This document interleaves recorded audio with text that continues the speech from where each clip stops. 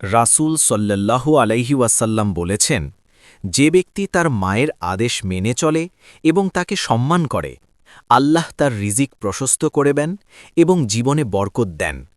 মায়ের মুখের একটি কথা সন্তানের জন্য দুয়ার দরজা খুলে দেয়। মায়ের সন্তুষ্টিকে ছোট মনে করা উচিত নয়, কারণ তার প্রতিটি কথা, প্রতিটি হাসি, প্রতিটি সন্তুষ্টি আসমানের ফেরেশতাদের কাছে দোয়ার মতো উঠে যায়। মুসনাদে আহম্মদ।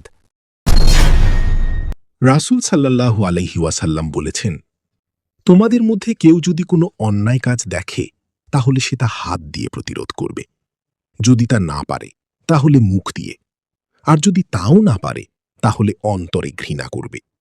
এটাই ঈমানের দুর্বলতম স্তর। এই হাদিসে অন্যায়ের বিরুদ্ধে অবস্থান নেওয়ার শিক্ষা দেওয়া হয়েছে। একজন মুমিন কখনো অন্যায়কে সমর্থন করে না, সে তার সামর্থ্য অনুযায়ী তা প্রতিরোধ করার চেষ্টা করে। এতে সমাজে ন্যায় বিচার প্রতিষ্ঠা হয়। সহিহ মুসলিম। আল্লাহ দয়ালু, তিনি দয়ালুদের ভালোবাসেন। তোমরা পৃথিবীর মানুষের প্রতি দয়া করো, তাহলে আসমানের অধিপতি তোমাদের প্রতি দয়া করবেন। এই হাদিসে দয়া ও সহানুভূতির গুরুত্ব অত্যন্ত সুন্দরভাবে তুলে ধরা হয়েছে। মানুষের প্রতি দয়া করা শুধু একটি ভালো গুণ নয়, বরং এটি আল্লাহর সন্তুষ্টি অর্জনের একটি বড় মাধ্যম। আমরা যদি মানুষের কষ্ট বুঝে তাদের সাহায্য করি, তাহলে আল্লাহও আমাদের প্রতি দয়া করবেন। তিরমিজি। একজন মা তার হারানো সন্তানকে ফিরে পেলে তাকে বুকে জড়িয়ে ধরে। আল্লাহ তার বান্দার প্রতি এর চেয়েও অধিক দয়া ও মমতা রাখেন। তোমরা যত গুনাহি করো, আল্লাহর রহমত তার চেয়ে অনেক বড়। তাই হতাশ হও না, বরং তার দিকে ফিরে যাও। তিনি ক্ষমা করতে ভালোবাসেন। সহিহ মুসলিম। এই হাদিস আল্লাহর সীমাহীন দয়া ও ভালোবাসার গভীরতা প্রকাশ করে। জুম্মার দিন মুসলমানদের জন্য সাপ্তাহিক ঈদের দিন।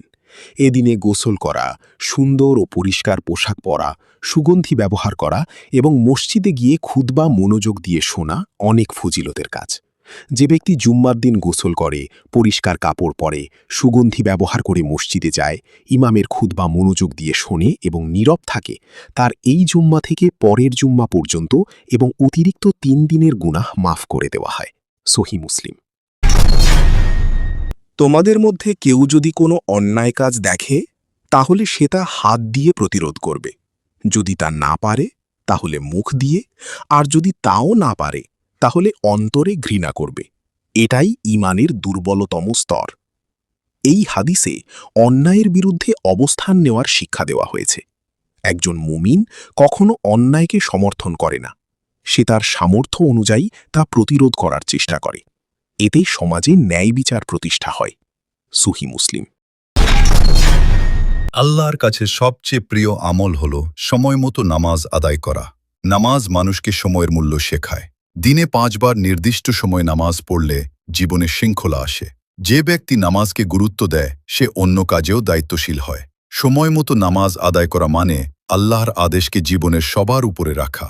ব্যস্ততা, অলসতা বা ঘুম কিছুই নামাজের চেয়ে বড় নয়। মুমিন জানে আল্লাহর ডাকে সাড়া দেওয়াই প্রকৃত সফলতা। সহিহ বুখারী ও মুসলিম। নিশ্চয়ই সব কাজ নিয়তের উপর নির্ভরশীল এবং প্রত্যেক ব্যক্তি তার নিয়ত অনুযায়ী ফল পাবে।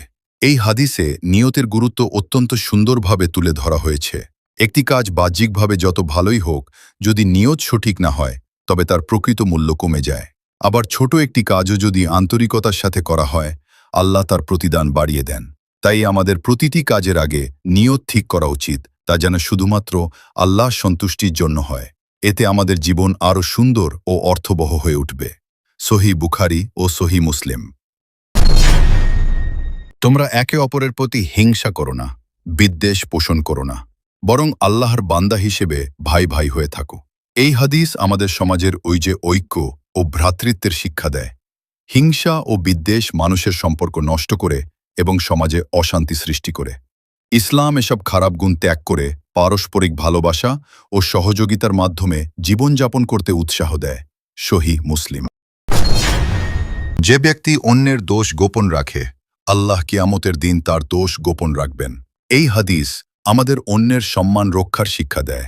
কারো ভুল বা দোষ প্রকাশ না করে তাকে সংশোধনের সুযোগ দেওয়া উচিত। এতে সমাজে বিশ্বাস ও ভালোবাসা বজায় থাকে। অন্যের দোষ প্রচার করলে সম্পর্ক নষ্ট হয় এবং সমাজে অশান্তি সৃষ্টি হয়। সহিহ মুসলিম।